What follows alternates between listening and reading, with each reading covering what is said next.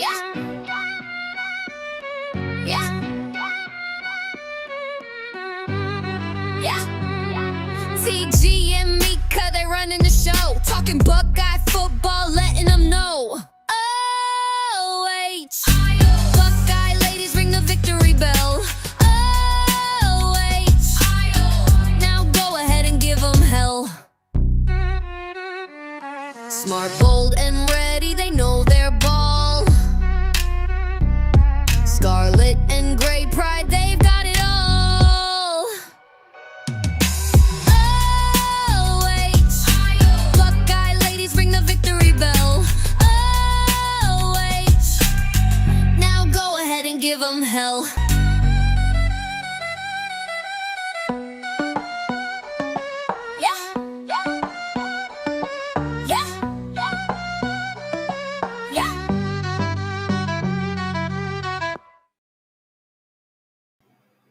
Hello, ladies and gentlemen. Welcome to the Buckeye Ladies Show. I'm your host, TG, and welcome back to my partner, my Buckeye lady in crime over here, Mecah, the Marvelous Mecah. Hannah, how you doing, girl? Hey, everybody. Good to be back.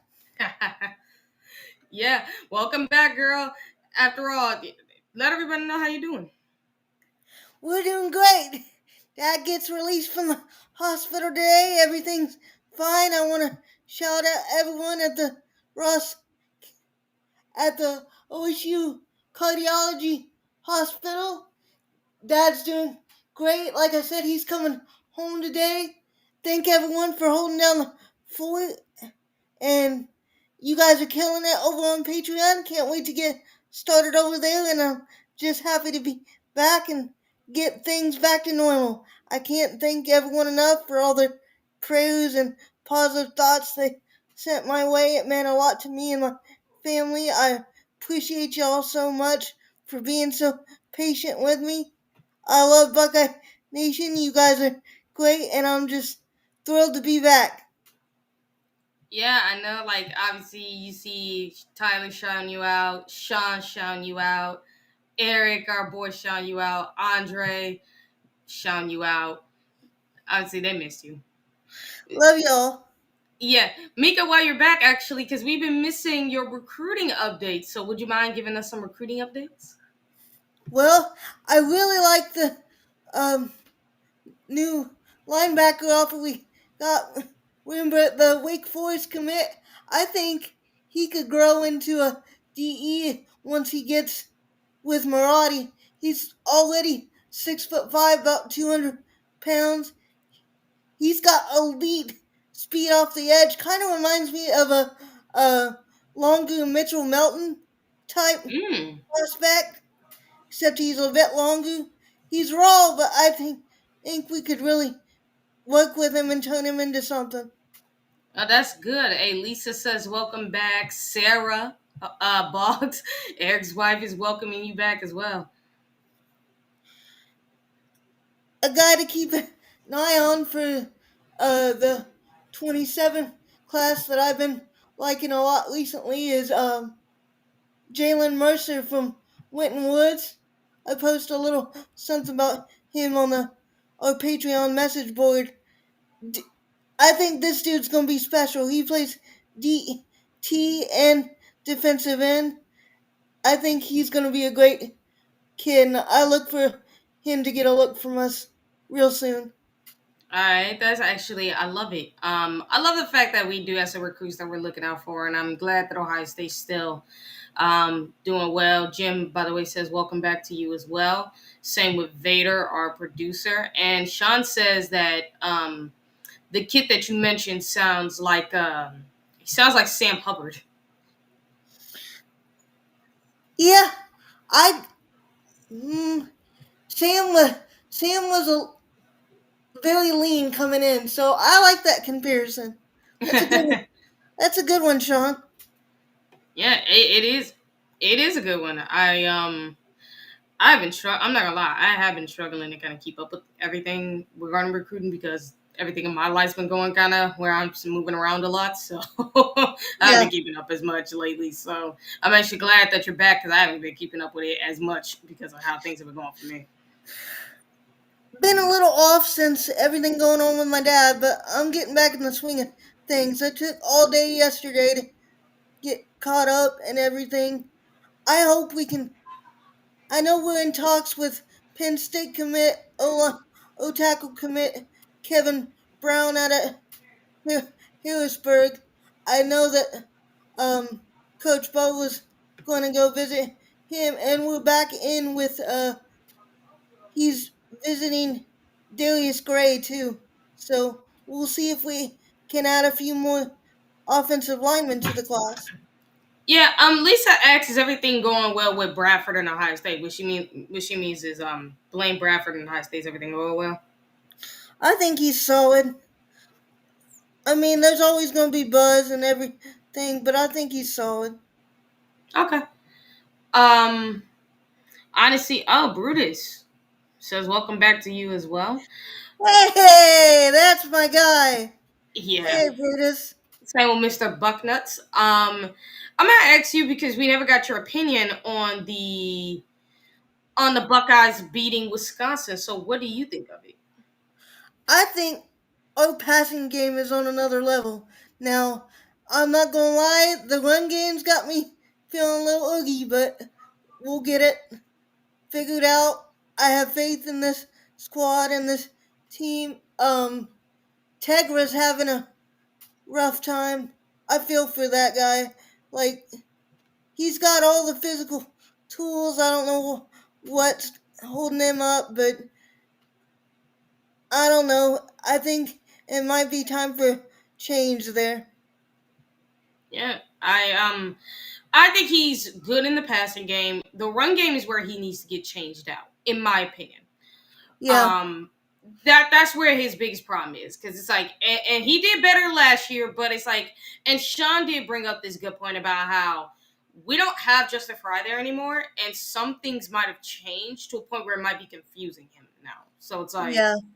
That's so a it might just be that, and then we also brought up the idea of Sam Pittman coming in to help out with the development of the offensive line. yeah. I read that article. Anyone that hasn't seen that article yet by Buckeye Vader, I really liked his idea of bringing in Pittman to like help Bowman with the offensive line. The dude is elite when it comes to offensive line coaching. Like, he would be a great addition to the staff if we can bring him in.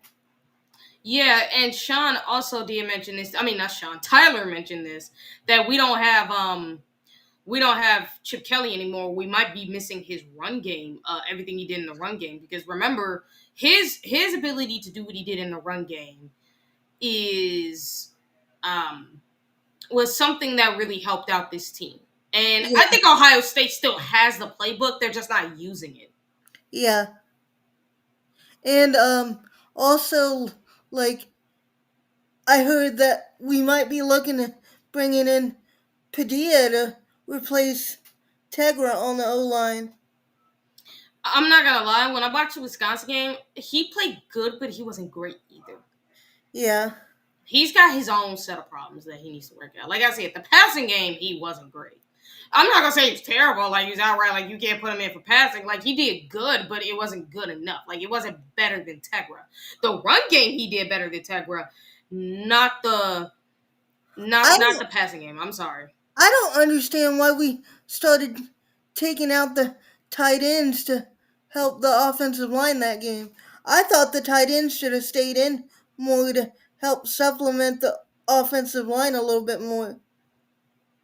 Yeah.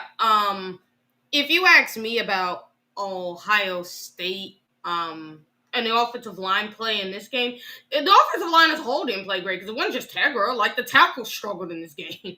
Yeah, Centerville actually struggled, which was yeah. something. Philip Daniels struggled too. Like, Mm-hmm. it was just and Let and don't get me wrong, I know that Wisconsin was gonna come hard at us. Luke Fickle was fired up to show us something. Shout out those boys, they got fight. That team's just decimated with injuries and stuff. They can't figure out whether they're coming or going on offense, and just I knew we were gonna get their best game. And when you can get a team's best game and still pitch a shutout on defense like that, there's no reason to really complain. I think we're going to get things sorted out.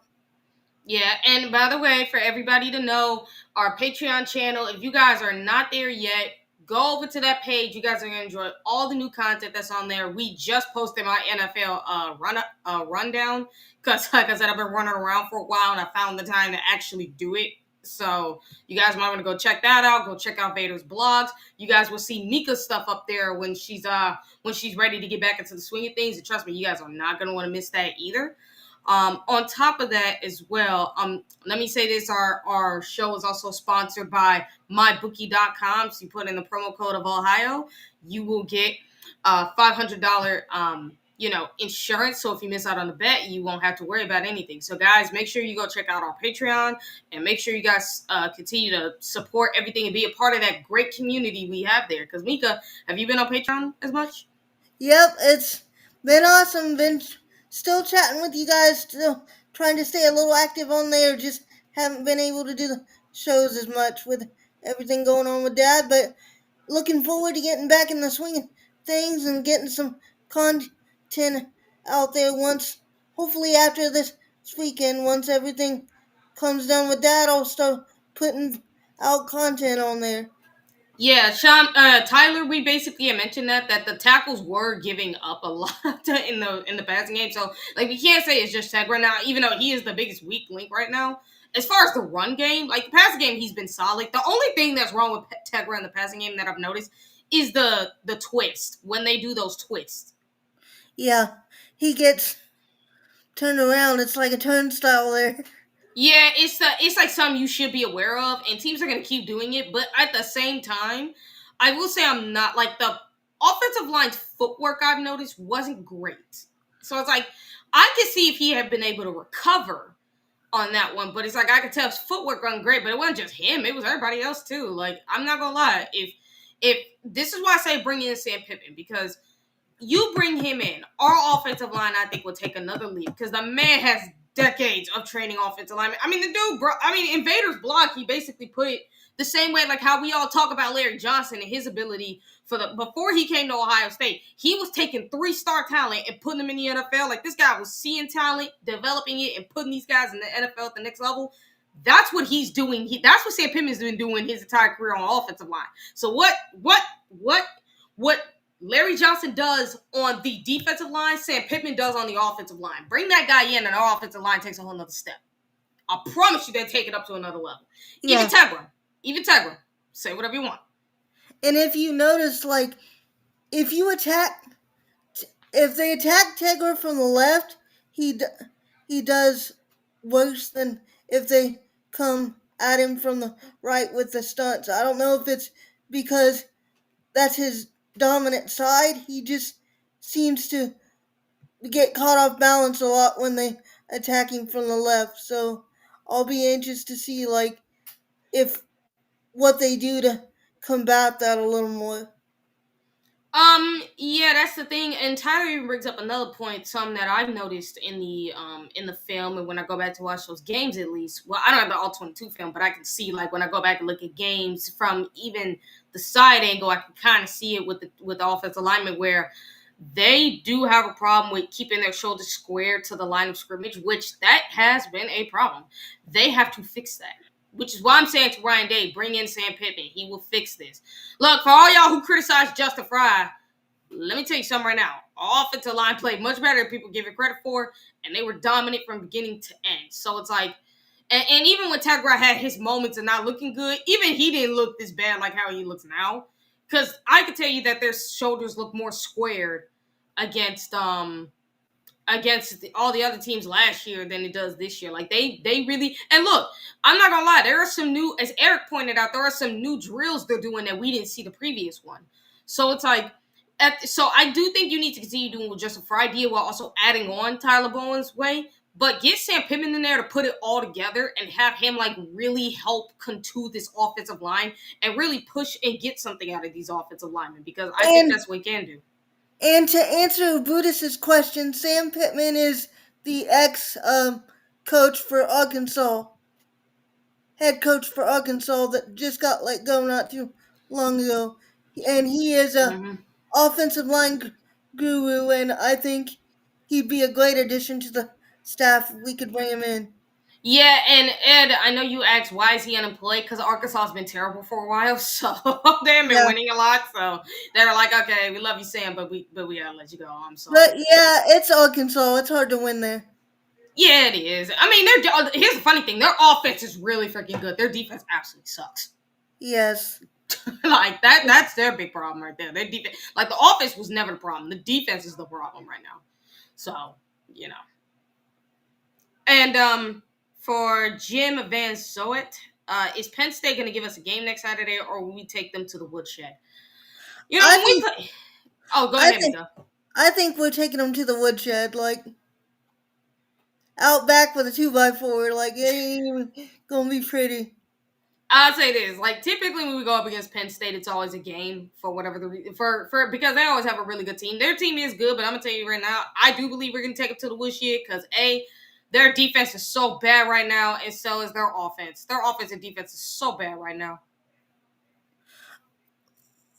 Yeah, And not only that, but it's like, Ryan Day's petty. So think about how petty he's gonna be to Jim Knowles. and don't get me wrong. I love the kid they got that's gonna be quarterback now, Ethan Ruckmeyer. He's a former um recruit out of Ohio. He's he's a special kid. Like I'll be interested to see what he can do because Penn State. I was surprised that Ohio State didn't offer him coming out of high school because I thought he was uh really good. I think he might have got offered late, but this guy's really good. But just everything around him is falling apart, and I don't think it's going to be pretty. Yeah, listen, he went to Penn State. Like again, I like Andy Kotelnicki's not a good fit for him. He needs to go somewhere where he can be developed properly. Because people say it about Drew Aller, and it's like I say this all the time. These guys got all the NFL talent. They're just not with the right coordinator to get it out of them. Like he's too like Andy Kotelnicki's too like with the magical defense or whatever you want to call it. Like it's not, it ain't good. I'm sorry, it just ain't. Chaz Coleman, come on home, buddy. Hey, we'll see if anything happens, man. We'll see. But again, myself and Sean have heard news running around about Penn State. Now we're not going to say anything fully because we don't want to put no kids into the woodshed. But when we get the permission, we can pretty much talk about some stuff we've been hearing at Penn State. All I know is and trust me, you guys don't have to take it either way. It's like it's going to be you're going to see some kids that Ohio State's been talking to, most likely wanting to come to Ohio State. Some Yeah, kids. Now, you don't know which one I'm talking about, whether that be portal or in recruiting, you don't know. But all I'm gonna I, know is I'm not gonna say I'm not gonna say no names because we I'm don't not do gonna that say no here. names either, but I know quite a few too. So Yeah, we're not gonna say no names, but just let y'all know, like you will hear some news at some point if we're given the permission to say so. it's picking up, guys. Don't worry. We're gonna be getting some more commits and stuff soon. It's happening. Mm-hmm. So and again, unlike certain other podcasts, we don't throw people's names out for clicks or nothing. Like when they tell us don't say their names, don't say their names. Just don't. Just don't be that. But what is your thoughts of week it's because speaking of Penn State, what are your thoughts of week 8 when with Penn State? First, I start off with Penn State losing to Iowa because that was the funniest thing I've ever seen. Now I'm not gonna lie, they played a little better in that game, but again, what offense did, but the defense still sucked as all you know what. Oh man, I actually feel horrible for their fan base because I know their fan base is passionate about their team, and to come out and put a product like that, especially on defense on the field, I just I feel bad. I really do. Like, cause I know a few Penn State fans that they root just as hard for their team as we do for ours, and just the constant mediocrity has to get old. It do, don't it? It's like you have to feel bad for Penn State fans because it's like you guys have been hoping to get through it all this time, and like you don't know what to do. You just don't, and it's like like you don't know what to do. You really don't. It's like who you gonna get to be your next head coach? Now a lot of them have said if you guys go back and watch Eric's show on the College Huddle, guys, make sure you tune into the College Huddle. He actually mentioned something about how Penn State fans are saying no to Matt Rule, which they probably should, because it's like even if you like Matt Rule's right now is no different than James Franklin. Now, for Yeah. granted, Matt Rule's never had the talent that James Franklin had, but he's still no different from James Franklin from a record standpoint, nonetheless. Mecah, I want your opinion because all of us have given our opinions on who we think Penn State's next head coach should be. Who do you think it should be? I don't. I really don't know. Like Penn State right now is a job that you know. I mean, there's not a lot because I don't think you could get like a guy like Hartline to come in and coach that program. Like it's just so messy right now. I just don't see where they can grow for an upgrade. I mean, I'm sure they'll find someone, but I agree with you. I don't think Matt Rule's that much of an upgrade. He's basically uh James Franklin. Like he's not doing anything at Nebraska that would give me any confidence that he's can do it at Penn State. Like I just don't know where they're gonna go, and that's uh sad to me. That like I feel like they should have had more lined up before they let Franklin go, and I'm not hearing anything in terms of like big hiring plans or anything like that. Like I would think you'd be more prepared. Like your fan base is starving for success, and your answer is going to be Matt Rule. No, Like, I don't think Matt Rule's their first choice. Even though they are or, asking him, they're looking at Marcus Freeman, which I don't think he's ever going to leave or Notre Kelly. Dame. Chip Kelly is not no upgrade. No, no, Uh, no. no, That that is that ain't LS, no upgrade, bro. LSU's Kelly. No, Yeah, no, I no. don't. That's not no upgrade. That is not like Brian Kelly ain't no upgrade. He I ain't don't. go. I promise you, he's worse than Franklin. Now, granted, he's been to a national title game. Something Franklin can't say. But let's be realistic. It's because you have the softest schedule. No. I don't see it either. But like, those are the two names I've heard thrown around the most was Rule and Kelly, and I just he can keep his fake Southern accent and stay in the South for all I care. I don't like that guy. I don't like what he did to Cincinnati. Like, no, we're not. No, The other thing was like people have talked about Eli Drinkwitz, Manny Diaz, who I think would be good fits. Kenny Dillingham would be a great fit at Penn State as well. But I don't know if he'll go there. Or you could say Louisville's head coach. But for granted, he's coaching at his alma mater, so I don't see him leaving. no, I don't Um see that happening either. yeah, so I'm like, who's the other like the most realistic ones are coaches like Manny Diaz, who has a connection there because he was the defense coordinator there and their defense was elite with him there. Even though Ohio State did figure out ways to dissolve it. They were I still think great. I think Manny Diaz would be my move if I was gonna go like get a coach. Like I would go with him unless like a huge name pops up here in the near future. That would be my choice. But like I just I can't believe they didn't have anything more prepared. Like everyone saw this coming. It was like a slow motion train wreck. We all saw it coming. We all Oh knew yeah. we all knew Franklin was gonna Franklin. I've said it several times in chats and YouTube comments and stuff. Fish are gonna swim, birds are gonna fly, and Franklin's gonna find a way to screw something up. So Yeah, I mean, funny enough, I think it's Jim Knowles' defense that really got him fired. Because I'm not gonna lie, that defense is so terrible. Yeah, like the lack of in-game adjustments are just astounding to And you me. and people wonder why Ryan Day got on his case, right? Just just the absolute refusal to come with anything different when you're getting your butt handed to you is just astounding to me.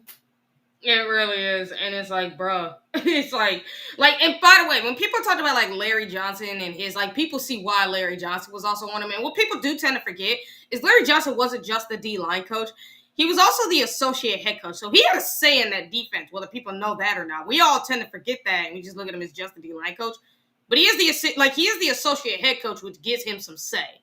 So it's like there's a reason as to why he wasn't about that defense that Jim Knowles had, because he was like, this defense is hurting my D line, and look how much better his D line plays without Jim Knowles' defense. Yeah, Because people, we were criticizing him for that D line play, and I've been one of the main people saying it. Before Jim Knowles' defense, Larry Johnson's defense, even with freaking Kerry Combs, his defensive line was freaking elite. It was the yeah, secondary and the linebackers that were the problem. Jim Knowles becomes our D coordinator, we're having defensive line problems. Like, no. And there's a reason why Larry Johnson did not like that defense. It's because it was handcuffing his D line to not do what they're good at. and look at this.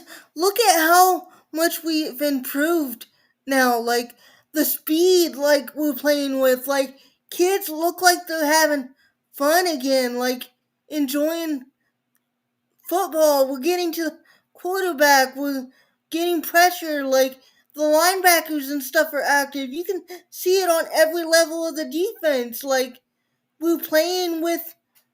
We're attacking now. We're not on our heels all the time. Like it's just. It's so much.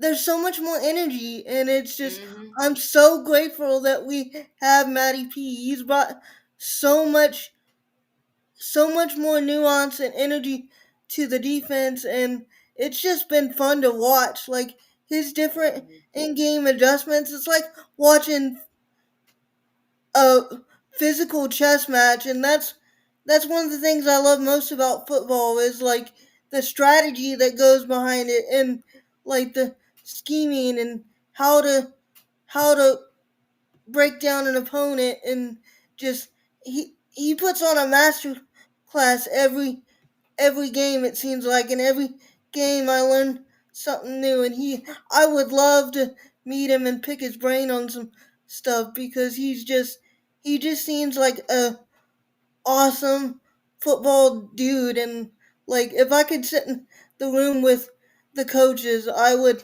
love to ask him some questions, because I'm a Mm-hmm. huge Matty P fan right now. He's really bringing it, and you can tell the players love him, and it's a it's fun to watch, man. I'm so glad. Well, I called it with Matty P, and I said it from the get-go because, like I said, I know him from his time in the NFL. Yes, his head coaching career didn't work out, people. Guess what? Every head coach before him with the Detroit Lions didn't work out. So what was going to be different? Come on. It was Detroit, man. Like before Dan Campbell and that Ohio State linebacker that now works for them, who've been helping them refurbish their entire organization. Like literally, a former Ohio State players would say that Detroit team along with Dan Campbell. If it wasn't for them, that Detroit team would still suck today. But guess what? They say Exactly. so. Like, be real about it, people. And for Jim, yeah, they do have some stuff up their sleeve. Like whether you know it or not, Ohio State's basically just tailoring to their defense and to what because they don't have to go all the way out. They don't. They got some stuff up their sleeve. They're just not going to show it yet. They do. It just, but back to Matty P. It's like, oh yeah, and Mika, I'm gonna tell you this. Go to Jim. Go to the what was it? Julia Edelman's podcast where he has Matt Patricia on. And trust me, you're gonna want to watch that because he actually talks a lot about his defense, and he really brings in a lot of like stuff that you get to know more about him on that podcast. Trust me, I think you're gonna want to watch it. When did they drop that? I'll have to check that out. This was when Ohio State had first. Now, I don't know when especially they dropped it, but I do know for a fact that this was when Maddie P was applying for the Ohio State job. Like, Oh, that's awesome. yeah, Yeah, so like this had got dropped at that point in time, and then people started sharing it, showing you like exactly how he does his defenses. Because I watched it and I was impressed with it. I already knew this man was a great genius, but when you listen to that podcast, it really shows you like he when that engineering degree like somehow helped him cultivate into like an elite NFL like mind on the defensive side of the ball. And even when it comes to offense, he was very smart. He was like, hearing him talk about offense was like, you knew this much about offense? Bro, that's terrifying. If I'm an offensive coordinator, that's terrifying that you know that much about offense too. It's like, no wonder the Patriots hired you to be an offensive coordinator. Like, you really do know what you talk about on the offensive side of the ball. You really do. yeah, I love getting deep in the woods with schemes and stuff. I'm a football nerd. Like anything football, I love. So it's just that's a part of a game that has always really intrigued me, even as a kid. Like I love the different schematics and breakdowns and stuff that people can do. And Matty P is an elite level football genius, and he's a genius in everything. Like dude's got a very high IQ, and we're lucky to have him. We are. And for Mr. Bucknuts, you say, who cares if the Buckeyes are ranked 1 last year? It was the Ducks, and look at how that worked out. Here's the difference. The Ducks peaked too early in the regular season, and they went downhill from there. They were never the same. Because when they beat Ohio State, they peaked too early from that game all the way throughout the regular season, and they never, ever, ever, ever, ever became the same after that. History repeats itself, too.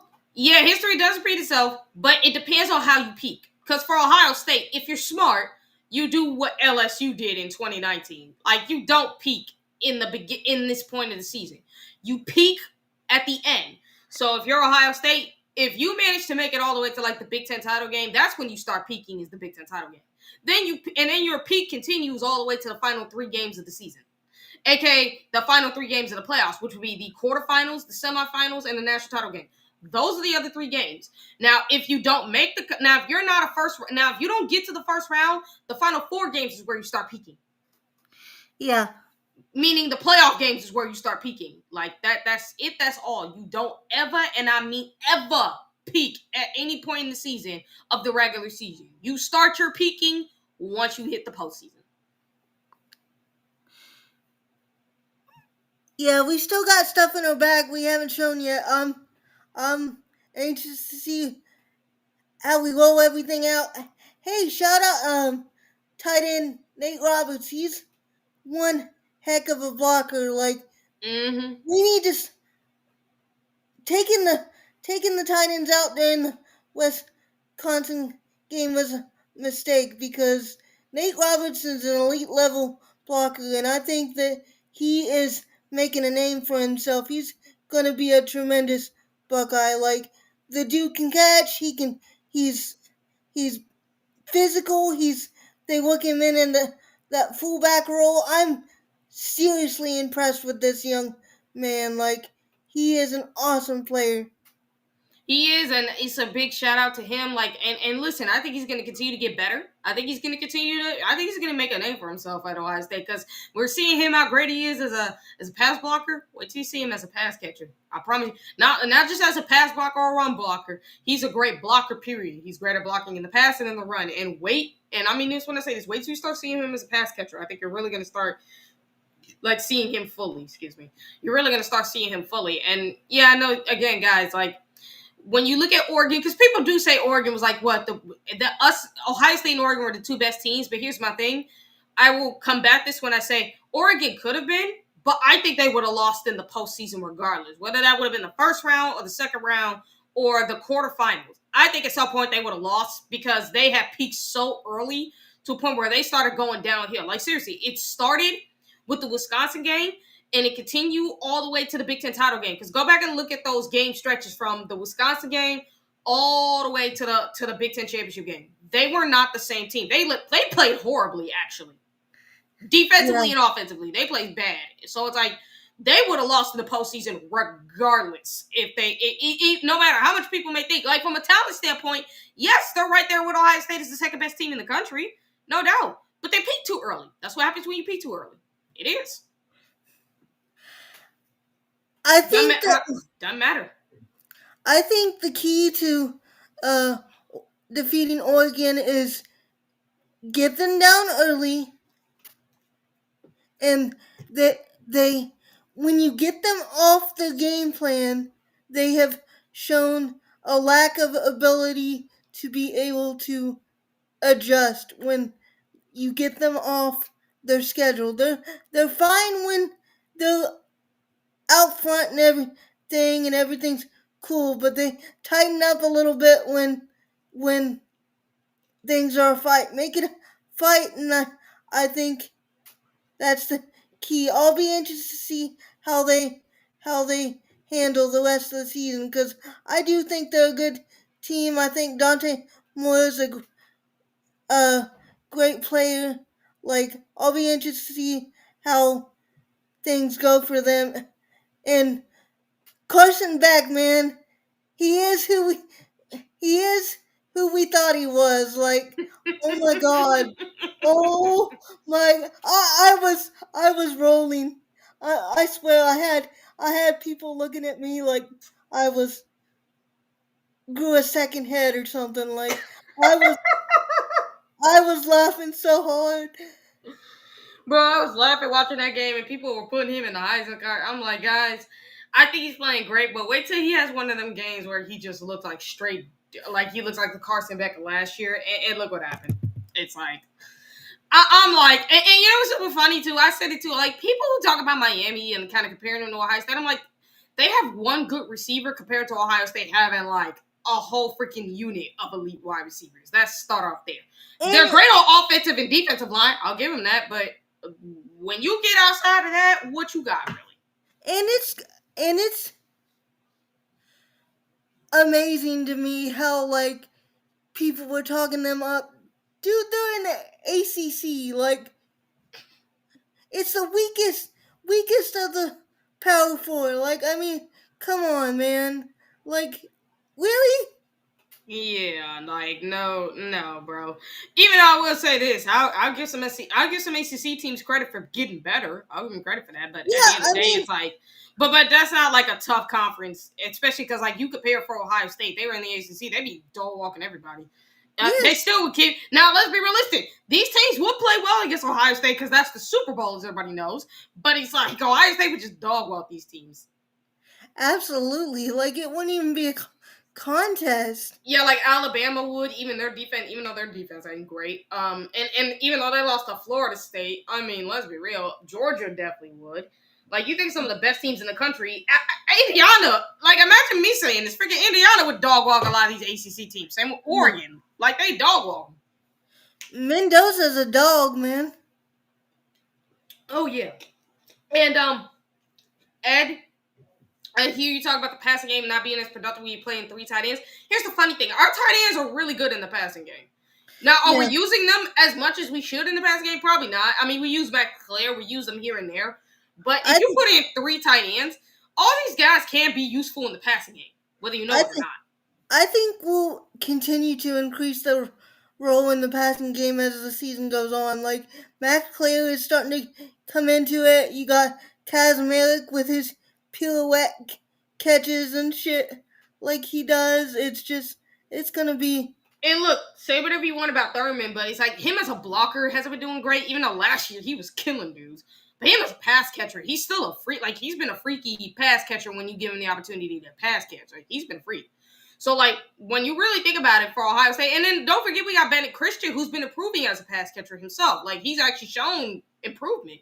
So, like, when you look at this tight end room, you're like, man, we got some dudes who can really do something in the passing game. We really, really do. Keenan Bailey has really elevated that room. Shout out to him. He's been great. Like, I love Keenan. Like, he's really elevated the talent in that room. The guys have really stepped up in terms of all of them becoming more well-rounded prospects in terms of blocking and passing. Like, I've really seen improvement there, and I just want to give him a shout out because he's really been killing it. Yeah, let me say this too. If Oregon's still bragging about that 1 point win, bro, you got beat 41-21. As Andre says here, like, come on, man, that ain't something to brag about. You won the game by one. With I think there was still a second left, and Ohio State got screwed out of that. Yeah, So if any Oregon fans are still bragging about that, as it's like, tell them again, we dog walked y'all in the playoffs. yeah, And and not only that, but y'all beat us by 1 point when we were dealing with injuries on the offensive line during the game. Because it started with Joshua Simmons, who suffered a season-ending knee injury that just came out of nowhere. We did have Tegra leave the game because he ended up injuring his back. Now the good thing is it was permanent, but yeah, like when you're talking about and Ohio State was really whooping y'all across the line of scrimmage up until that point, until these injuries became a thing. So no, don't start. Duck fans, ain't no lane loophole anymore. No. Now, I will say Ohio State is going to have to work to, because, well, actually, there's a loophole for them, which is that freaking, what Brett Bielema did against Ohio State with every second, like, when we substitute, he would slowly just substitute somebody Yeah, in just to make people, like, yeah, no, they got to fix that rule immediately. Like, that's a loophole right there for them to take advantage of. So fix that, because that can cost somebody a game. Fix that loophole right there. yeah, it needs to be done because that was ridiculous. It really was. That was stupid. Ryan Day and them were irritated by it. So I think they might get the rule change, but we'll see. Oh, but also let me say this too. For Julian saying they compared his how him and Will Howard did in the first 7 games. You know what's funny? Like people, we talk about kind of how Will Howard looked in the first 7 games. When you look at his numbers, it was actually really good. He had 1,007. He had 1,795 passing yards, four touchdowns to 4 interceptions with a completion percentage of 74.7, which is ridiculous, right? I got I got Julian Sane as my front runner for the Heisman right now. Yeah, but and that's why I was actually going to get to your question, because while comparing it, you look at Julian saying his first 7, 1,872 passing yards, 19 touchdowns. So he already has more touchdowns than Will Howard in this first 7 game stretch. 3 interceptions and an 80% completion percentage. The Heisman race right now, I would say, is between him, Ty Simpson, and who's that other guy? Mendoza. Yeah, Mendoza. Those are the 4 guys in between. Those are the 3 guys, and then you do have Diego Pavia, who entered the top 10 because of what he's been doing with Vanderbilt. But you also have Jeremiah Smith up there, and Carnell Tate has actually slipped his way into the top 10. And what's funny is both him and Jeremiah are finalists for the Ben Koff Award already, so that should tell you something. Yeah, I think that Julian is gonna win the Heisman, and Jeremiah or Cornell are gonna win the Biletnikoff, one or the other, because we're just elite, and I think it's gonna be awesome to have 2 of our guys come home with those big awards. If we can swing it, I think it'll be done because we clearly have the best wide receivers in the country, and Julian is continues to elevate his game and show his poise, and I love what he's showing. He's a great quarterback. He's growing as a leader. You can tell he's getting more comfortable, and it's just awesome to watch. Oh yeah, undoubtedly. I think. Well, here's what I will say. I think for saying to win the Heisman, he has to beat Michigan. Because we saw it with C.J. Stroud. If you don't beat Michigan, you're not winning the Heisman. Because even though C.J. put up ridiculous numbers, and he was out of this world amazing from start to finish in 21 and 22, the losses to Michigan really hurt him. So I think what's really going to set him over the edge is if he beats Michigan and goes on to win a Big Ten championship. He does Yeah, that, I think he wins the Heisman. If he does that. yeah, I think so too.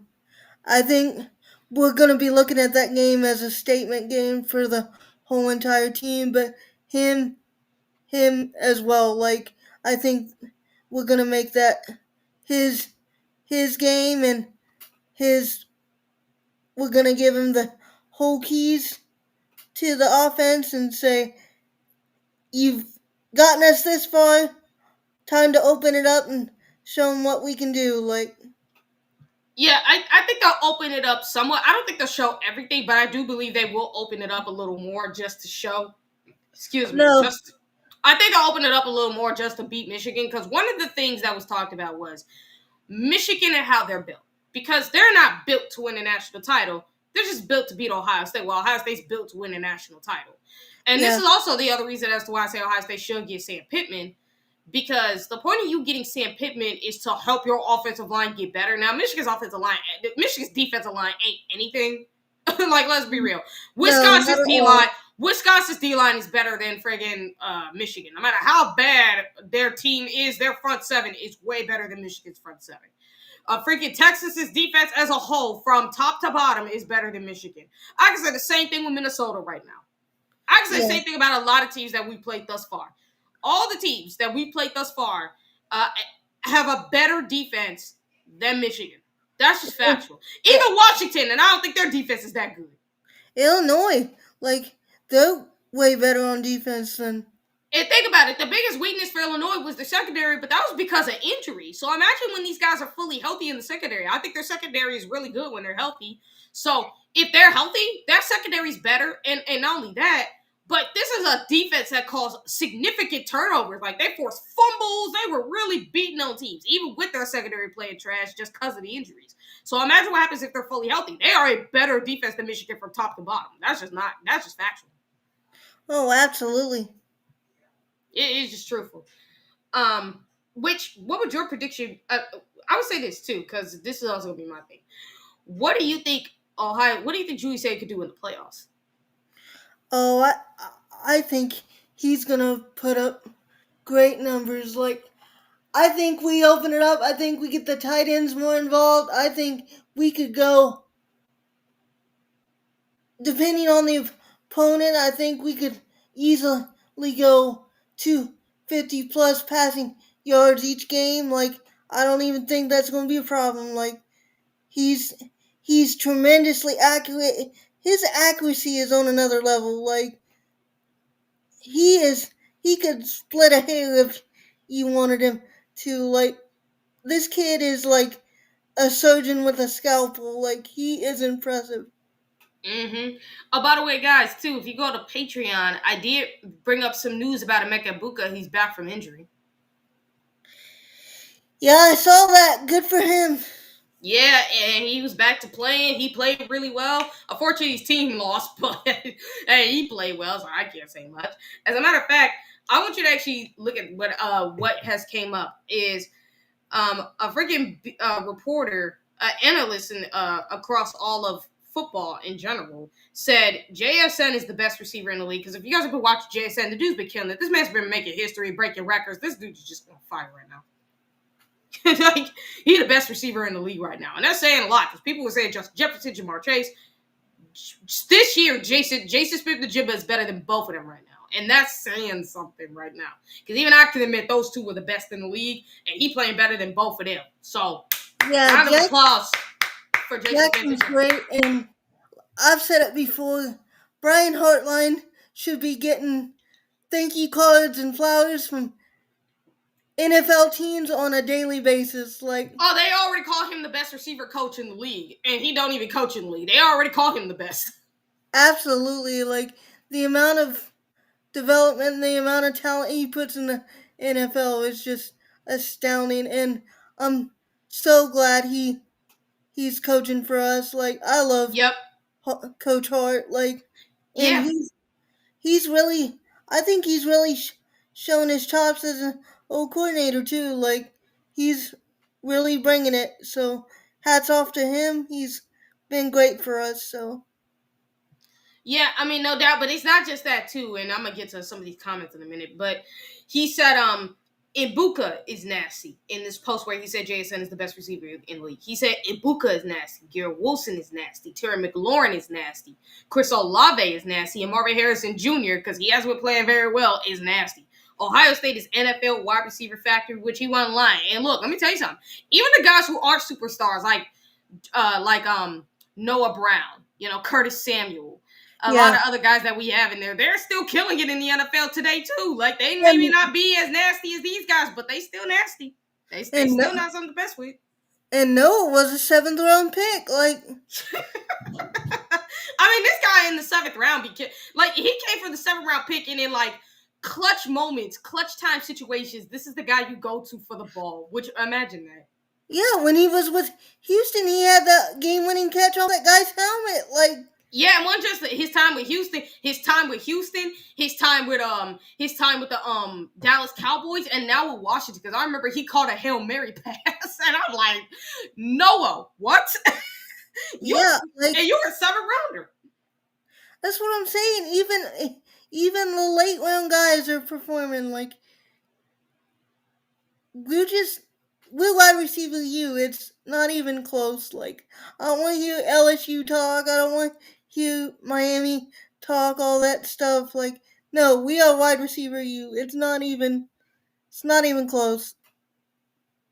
Yeah, I mean, if you think about it, if you really think about it, that's just factual. And then I'm gonna also talk about because Washington beating Michigan, because we didn't touch on that.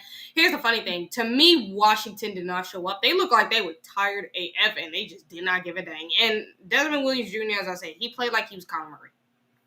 Yeah, I was very disappointed because I thought they showed just no energy, no fight that game, like, at all. Like, they were tired. They looked like a bunch of zombies. I was deeply disappointed in their quarterback. Now, I think that young man is going to be special, but he just didn't have it that night. I don't know what it was, but the whole team just looked half asleep. They And were. And they were the better team, and they should have won that game, but they just looked like they were half sleeping. yeah. And then, Jim Vance said it best that if Sam was on any other team, he'd be the Heisman leader. More likely, yes. Yeah, absolutely. Yes, like he would be. There's no doubt about it. But and there was a text message where somebody tried to legit throw a little subtle jab at Julian Sand, and I'm like, and this was posted in the Toxic Mafia with our boy Lee, who's watching on the show. I know for a fact. He posted it and said, super funny is these guys try to take like a subtle dig-ish saying, and it was kind of funny when I read it. I'm like, I find that so funny when you guys are talking about all these other, because this is the thing, because I'm going to get into the SEC, because the SEC BS is still a thing today, people. No matter how much people can't let it go. As a matter of fact, guess how many teams in the SEC are ranked? It's never gonna stop being a thing. It's in the water or something, man. Like, they can't stop smelling their own hype. Like, bro, they got like 10 teams ranked, and most of half of these teams are flat out trash. Like, they got LSU ranked, and I'm like, why are they ranked? They are trash. yeah, they're not. They shouldn't even be ranked. Like, they are trash, bro. It's like this person actually said it best. Like, LSU's only good loss to a team was to Clemson, who's bad. Like, their only good win was to Clemson, and it was bad. yeah. Tennessee's best was like an overtime loss to Georgia. It's like, dude, and Georgia's not even the same team. Like, when you look at the SEC defenses, and we talked about this with Uncle Lou, and he was being real about it. SEC defenses are not the same as they once were. Like, even he was looking at some of these rankings like, okay, like, some of these rankings shouldn't even be what they are. Like, LSU should not be ranked. Even he agrees with that. Tennessee shouldn't be ranked, in my opinion. The only teams that you could realistically say deserve ranking is Vanderbilt because of where they are right now, Alabama, Georgia, Texas A&M, and Ole Miss. Like, even like Missouri and even Texas, like, you can see arguments being made for them, but even I don't think they should be ranked right now. You mean Texas A&M? No, I'm talking about Texas. Like, I said, like, Texas. I thought I did say Texas A&M when I first said it, but Texas A&M, yeah, they should be ranked. And look, I can see arguments for Texas because of how well. I mean, they beat freaking Oklahoma, which I'm still trying to figure out where they're in the top 10, why they are at all ranked. They shouldn't be, in my opinion.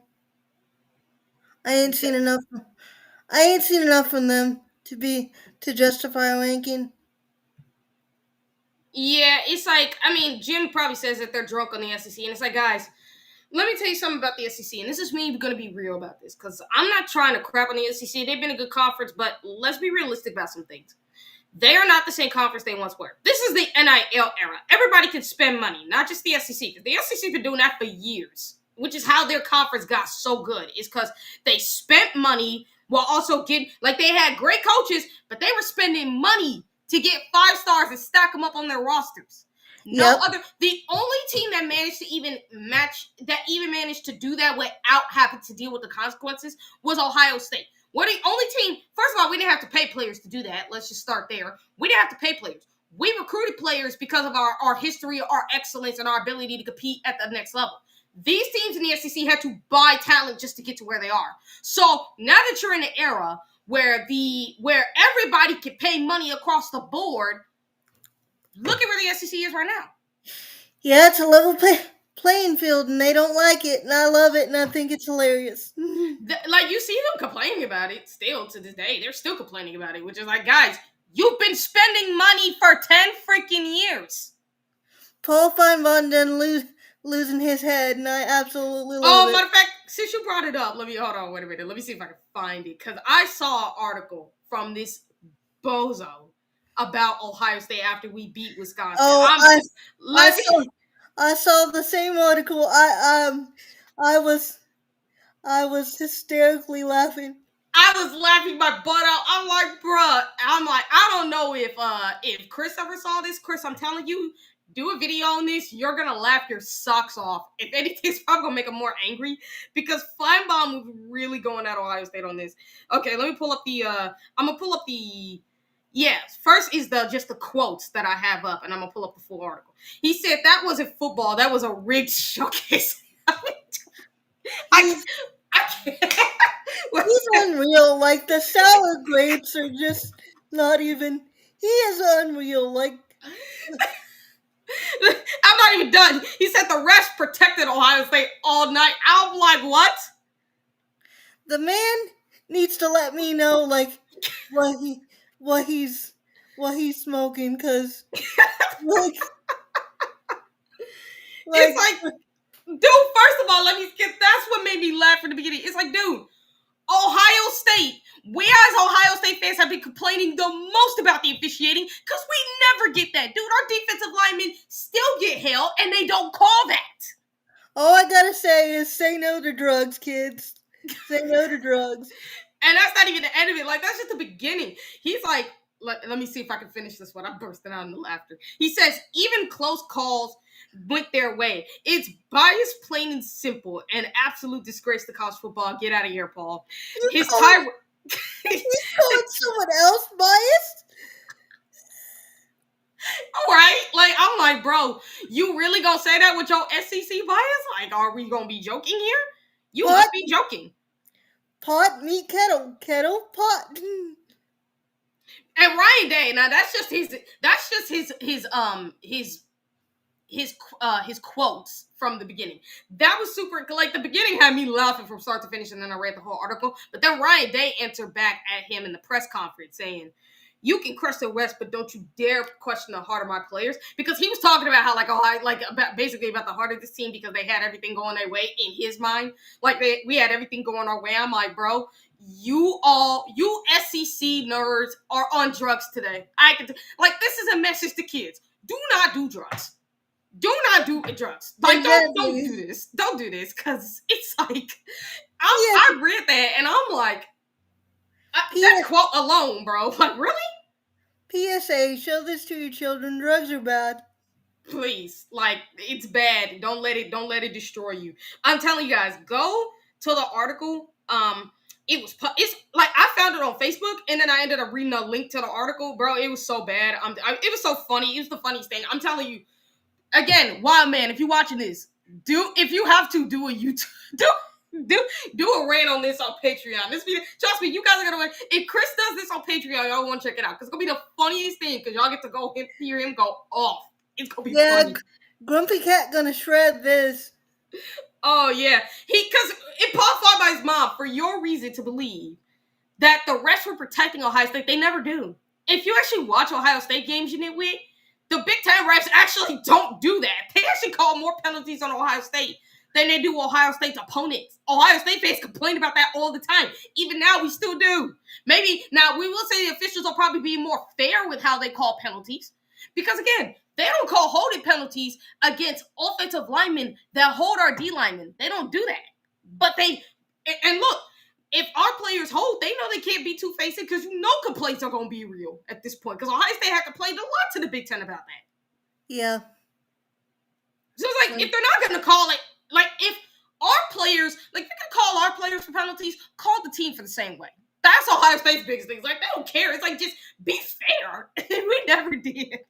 It's like, no, they don't protect us. What is wrong with you? Yep, there's some powerful delusions, man.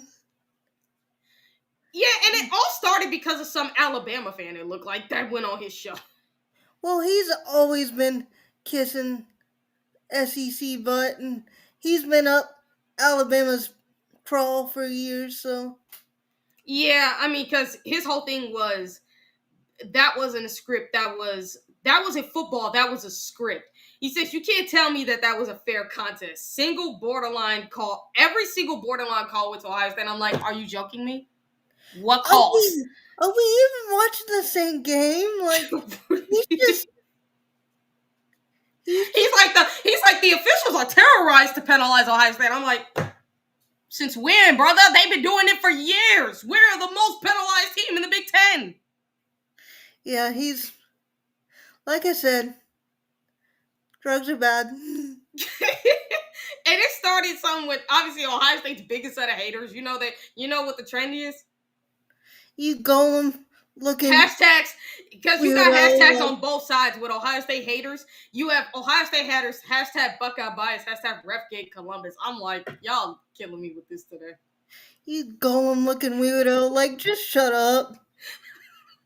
Now, someone Ohio State fan did practically call him out and say, do you watch these games or are you just straight up smelling your own, He's like, Funbaum hates Ohio State and you just make a career out of it. This man should get rewarded should get an award for drama, which he ain't wrong. Like, you probably should get an award for that, brother, because you create the most drama. That's the only award he deserves, like. Legit.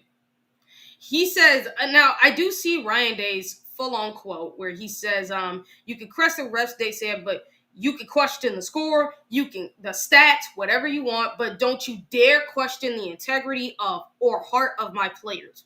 And this was because of what Feinbaum had said, because somebody had asked him about that, and it was like, that is the best I've heard Ryan Day say. It's like, Ryan Day is gonna be there for his players, man. He don't like that. I'm sorry, like, that is the most delusional. But here's my thing, Ryan Day. This is what you tell your players: do not get on drugs. Bring up Andre's comment about the nursing home. Like, that'd be one heck of a nursing home. That'd be hilarious. Him and Lou Holtz. Oh, bro, it's like, because Ryan Day, like, Lou Holtz be saying stuff that really start getting Ryan Day's blood boiling, and it to a point where I think Ryan Day probably should ignore him. But it's like, him and Lou Holtz would make the funniest retirement home of all time. Yes, that would be hilarious. That'd be one heck of a TV show, like. It would be. I'm like, make that a TV show. People would tune in to watch just to watch two old idiots get out here and just start arguing and talking nonsense. It would be the funniest thing. Someone needs to pitch that to, like, someone really does. Cable executives or something. Like, I would see that. I would definitely see that, bro. I'll be sitting out here like, I would sit here and watch these two numbers goes. Like, I don't even care what they say about Ohio State. I'm just sitting here laughing at them because I can't take them seriously. I'm sorry. I just can't. I can't. Hey, about that biz, we talked all about recruiting. We talked about Michigan, Penn State.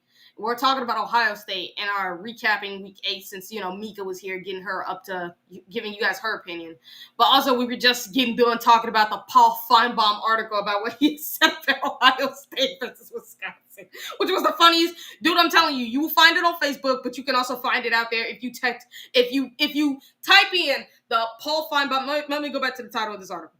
If Paul Feinbaum explodes over officiating in Ohio State's 34-0 win against Wisconsin, and then Ryan Day's 11-word response with or should I say retort ignites college football, because it was the funniest thing, because you did have Ohio State fans like legit saying like, bro, Paul, shut up, bro.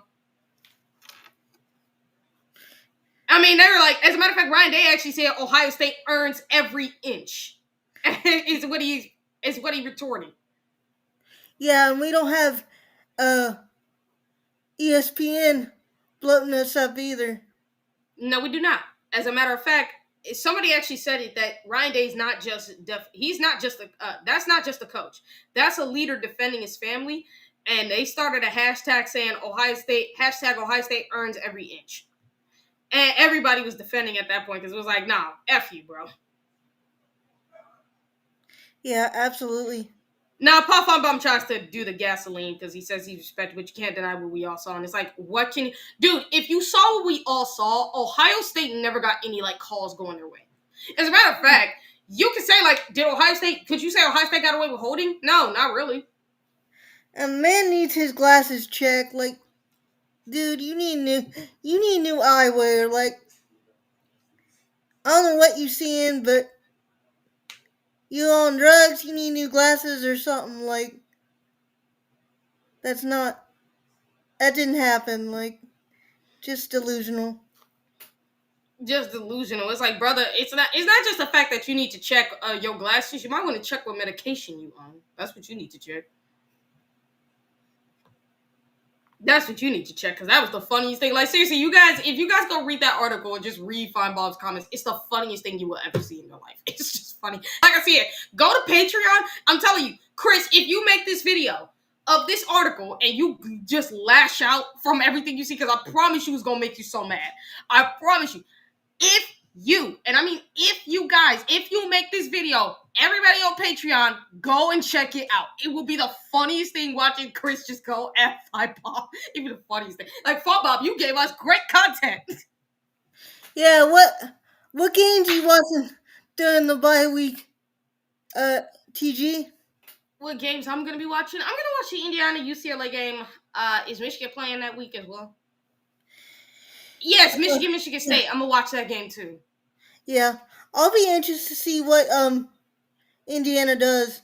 Like, this team is looking real good. I don't think they quite have our depth yet, but I think when we play them, it'll be a great matchup, and I really like Mendoza. They found a real one in that guy. Like, hats off to him. Like, he's been great for them. Yeah, I mean, Eric said it best. Chris will blow a gasket. Yes, yo, Eric, let him blow a gasket. Please let him go off. Please. We might have to have medical attention on standby or something. Yeah, we would, bro, because he would go straight off. He would just be blowing. He would have fumes coming out of his ears because he'd be like, "This idiot, this." I mean, as Andre said it, I don't think they make enough strong medication for No, they don't. Yeah. So, Mika, is there anything else you want to add before we get off here? No, just happy to be back. Thanks for having me back, and keep an eye on Patreon. Hoping to get some of my content out on there. It's gonna be called the Illuminati podcast, and hope everyone enjoys it. And like I said, hopefully after this weekend, I can start dropping videos on there. And thank you for all the positive vibes and prayers you guys have sent to me and my family. It's meant a lot. And just have a good night, everybody. Yeah, so everybody, thank you for tuning in. I will tell you this. I got one more thing to add before we do, which is the defensive comparison between Georgia 2021 and Ohio State 2025. 6.6 points per game. Georgia's defense allows 6.6. Ohio State's at like 5.9. Now, yards per game, 208 for Georgia's defense, 216 for the Buckeyes. For the Buckeyes defense, yards per play, 357 for the 2021 defense of Georgia, 381, which is or 3.81, I should say, for Ohio State's defense, and then you got 4 touchdowns allowed total. So that should tell you something right there, how good that defense is if you're comparing them to 2021 Georgia. Yep. we're on another level, like Matty P killing it. Yeah, so thank you guys for tuning in. I see we have over 100 viewers. We have about 100 viewers. That's awesome to see.